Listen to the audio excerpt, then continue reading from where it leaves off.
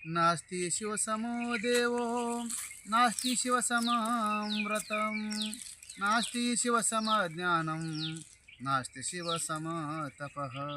शिवासारखं व्रत नाही, शिवासारखं ज्ञान नाही, शिवासारखं तप नाही. म्हणून शिव हा पुराण श्रवण मनुष्यानं करावं तो निष्पाप होतो. विपुल भोग भोगून सुद्धा अंती शिवलोक प्राप्त होत असतो.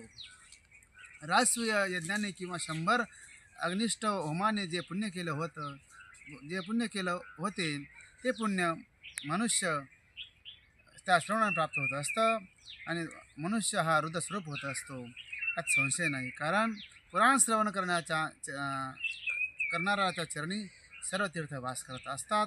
जो पुराण श्रवण करतो त्याची दुर्गती होत नाही. आणि शिवपुराण श्रवण कीर्तन आणि मनुष्याला कल्पवृक्षाप्रमाणे फळ देणारं आहेत, यात संशय नाही.